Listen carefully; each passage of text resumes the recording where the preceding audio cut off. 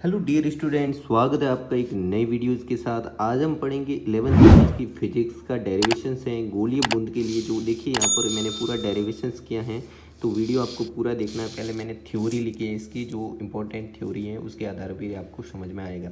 देखिए, जो गोलीय बूंद होती हैं उसके लिए द्रव बूंद को अपना आकार बनाए रखने के लिए बाह्य बल के विरुद्ध दिशा में बल लगाना पड़ता है। जैसे कोई भी गोलीय बूंद, बरसात की बूंद होती है, उसको अपना आकार गोलाकार बनाने के लिए उसको क्या एक्सटर्नल फोर्स लगाना पड़ता है। ठीक है, अर्थात बूंद को विपरीत दिशा में हमेशा एक अतिरिक्त दाब की आवश्यकता होती है। यही कहना चाहता है, मतलब कि जो एक अतिरिक्त दाब की आवश्यकता होती है ना, प्रेशर की।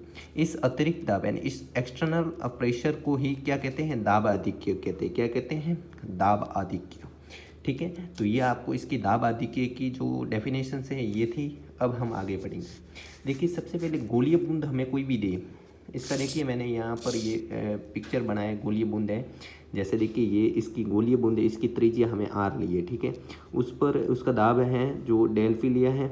अब उसको आकार बनाने के लिए इसको बाह्य त्रिज्या ली है, वो जैसे कि इसकी वर्दी है आर, ये यहाँ से यहाँ तक आर प्लस डेल आर है। ठीक है, तो यहाँ दाब पी लग रहा है, तो इसके लिए पी प्लस बाह्य बूंद के लिए क्या हो जाएगा? डेल पी, तो पी प्लस डेल पी। ठीक है, ये आपको पिक्चर बनानी है। ठीक है, मतलब डायग्राम बनाना है। यहाँ पर देखिए, फिर हम क्या करेंगे? एक अतिरिक्त दाब की आवश्यकता, जिसको दाब आधिक्य कहते हैं। माना आर त्रिज्या की एक बूंद का आंतरिक दाब, यानी आंतरिक दाब जो अंदर का दाब है वो पी आई है ना। तो पी आई, अंदर का दाब पी आई है, तो वो टोटल किसके बराबर हो जाएगा? पी प्लस डेल पी है ना, पी प्लस डेल पी है। तथा बाह्य दाब हम क्या ले रहे हैं? बाहरी दाब यानी कि आउट ले रहे हैं पी नोट। ठीक है, जो पी के बराबर है। जो पी नोट की वैल्यू है, बाह्य दाब तो यही तो कह रहा है, जो बाह्य दाब उसके बराबर लगाना पड़ता है, तो वो उसके कुल दाब के यानी कि पी के बराबर हो जाएगा। ठीक है, आंतरिक दाब का मान बाह्य दाब से अधिक होने का कारण बूंद के पृष्ठ पर बाहर की तरफ दाब लगता है। जो आंतरिक दाब का मान होता है वो बाह्य दाब से अधिक होने के कारण बूंद के पृष्ठ पर बाहर की तरफ क्या लगता है? फोर्स लगता है। तो जो देखिए यहाँ पर पी प्लस डेल पी, एक बाहर की तरफ फोर्स लग रहा है। तथा इस दाब के कारण माना बूंद की त्रिज्या में सूक्ष्म वृद्धि हो जाती है, तो उसकी बूंद की त्रिज्या में जब वृद्धि हो रही है वो क्या हो रही है? आर प्लस डेल आर, तो वृद्धि हो जाती है। तो ठीक है, यहाँ पर हम दाब आधिक्य ले रहे हैं, वो डेल पी ले रहे हैं। ठीक है, यहाँ पर जो हम दाब आधिक्य लेंगे वो क्या लेंगे? डेल पी लेंगे। दाब आधिक्य डेल पी के कारण, अब देखिए दाब ये क्या है? पी आई, ये आंतरिक दाब है। पी नोट बाह्य दाब है, ये त्रिज्या है बूंद की। और आर प्लस डेल आर, ये त्रिज्या में वृद्धि हो रही है। ठीक है, और डेल पी क्या है? यह है दाब आधिक्य।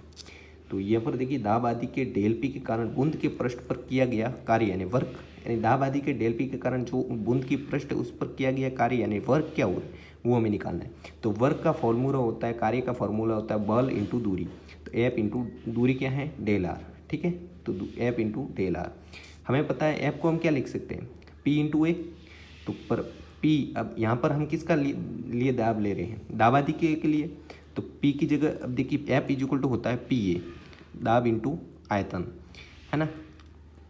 तो यहाँ पर देखिए दाब, अब हम दाब आधिक्य के ले रहे हैं, तो यहाँ पर डेल पी लिखेंगे। ठीक है, इंटू ए, और ये डेल आर वापस बाहर। इसको हमने क्वेश्चन नंबर फर्स्ट ली थी। पृष्ठ तनाव तथा पृष्ठीय ऊर्जा के मध्य संबंध से पृष्ठीय ऊर्जा। अब आपको पृष्ठीय ऊर्जा का फॉर्मूला पता है, आपने विमा पढ़ी होगी, आपने फॉर्मूले पढ़े होंगे। उसमें पृष्ठीय ऊर्जा का फॉर्मूला होता है पृष्ठ तनाव इंटू पृष्ठीय क्षेत्रफल में परिवर्तन, ये फॉर्मूला होता है, आपको याद रखना है। तो पृष्ठीय ऊर्जा यानी डब्ल्यू इज इक्वल टू क्या होता है? पृष्ठ तनाव, टी होता है पृष्ठ तनाव, पृष्ठीय क्षेत्रफल में परिवर्तन क्या होता है? डेल। इसको हमने क्वेश्चन नंबर 2 दे दी। ठीक है, ये फर्स्ट है, ये सेकंड है। ये हमने वो दाब आधिक्य से निकाला, ये हमने पृष्ठीय ऊर्जा और पृष्ठ तनाव के संबंध से निकाला। अब देखो बूंद का प्रारंभिक क्षेत्रफल, बूंद का प्रारंभिक क्षेत्रफल यानी कि बूंद का जो फर्स्ट एरिया लिया है हमने, देखिए पहले बूंद ए थी, फिर उसको बाहर दाब आधिक्य लगाना पड़ा, तो पहले हमने लिए 4 पाई आर स्क्वायर। हमें पता है कि बूंद क्या होती है? गोलाकार, और गोल वस्तु का जो क्षेत्रफल होता है वो क्या होता है? 4 पाई आर स्क्वायर, इससे आया। ठीक है, आपको पता ही होगा कुल। तो ये हो गया इक्वेशन नंबर 3। और बूंद का अंतिम क्षेत्रफल, ये देखिए अंतिम क्षेत्रफल पूरा लिया, तब क्या हो जाएगा? आर प्लस डेल आर हो जाएगी इसकी वो रेशियो त्रिज्या। तो A2 इज इक्वल टू 4 पाई इसकी जगह अब आर प्लस डेल आर का स्क्वायर, इसको हमने क्वेश्चन नंबर 4 दे दी। अब देखिए A2 को थोड़ा आगे सॉल्व करते हैं। A2 इजिकल टू 4 पाई, इसका हो जाएगा A प्लस बी का होल स्क्वायर खोलते हैं, R square plus del R square plus 2r del R, ठीक है। परंतु डेल आर स्क्वायर क्या है, शून्य है, ये ध्यान रखना, ठीक है, क्योंकि ये एक क्या कहते हैं उसको, आदर्श स्थिति मानी है ना। तो A2 इजिकल टू 4 पाई, ये आर स्क्वायर देखो अंदर से गुणा कर दो, 4 पाई आर स्क्वायर प्लस ये तो जीरो हो गया है ना, तो ये तो जीरो, अब इसका कर दो 4 दूनी 8 पाई आर डेल आर, ठीक है। इसको क्वेश्चन नंबर 5 दे दी। अब यहाँ पर देखिए आगे आप देखिए समीकरण 5 में से 3 को घटाने पर, यानी कि जो A2 आया उसमें से A1 घटा दो, तो A2 क्या था, A2 हमारा आया 4 pi are square plus 8 pi are del r आया, उसमें से क्या घटाना है A1 क्या आया 4 पाई आर स्क्वायर। अब देखिए आप 5 और समीकरण 3 नंबर देख लीजिए और उसमें घटा दीजिए, ये है समीकरण नंबर 5 है और ये क्या है 3 है, इसमें से घटा देंगे ये तो ये कट जाएगा, यानी कट जाएगा 4 पाई स्क्वायर में से 4 पाई स्क्वायर, पीछे क्या बचेगा, इसको हम डेल ए लिख सकते हैं 8 पाई आर डेल है, इसको हमने क्वेश्चन नंबर 6 दे दी। अब देखिए जो समीकरण 6 आई है उसमें से समीकरण 6 का मान 2 में रखना है। ये देखिए समीकरण 6 आई है, यानी डेल ए का मान कहाँ रखना है, इसमें 2 में यहाँ पर रखना है, ठीक है। तो समीकरण 6 का 2 में रखना है, यानी W इजिकल टू अब T, अब डेल ए की जगह हम क्या रखेंगे 8 पाई आर डेल आर, इसको हमने क्वेश्चन नंबर 7 दे दी। अब समीकरण 1 और 7 की तुलना कर दो, अब W ये भी मान है और समीकरण 1 में भी देख लो आप, ये भी W था, है ना, ये समीकरण 1, इन दोनों की तुलना कर दो, यानी del P into R into del R की तुलना किससे करनी है, T into 8 pi are del R से, है ना। तो देखिए तुलना करेंगे del P into A into del R की तुलना करेंगे T into 8 pi are del are.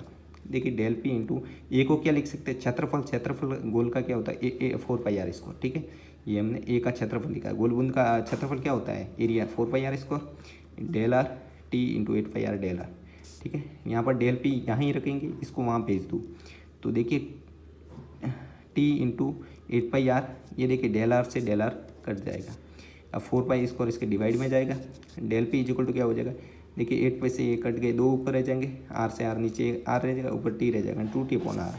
जो डेल P है जो दाबादी के उसको हमने के पी एक्स, ठीक है, एक्सटर्नल जो है P ये दाबादी के हैं, दाबादी के सिंबल है, तो पी एक्स लिख सकते हैं डेल P को, तो पी एक्स इजिकल टू क्या हो जाएगा, डेल P के बराबर ये है तो पी एक्स के बराबर भी क्या हो जाएगा 2T अपॉन आर। ये हमें दाबादी के गोल बूंद के लिए डेरिवेशन निकाला। Thanks for watching the videos, मिलते हैं नई वीडियोज़ के साथ, तब तक के लिए धन्यवाद।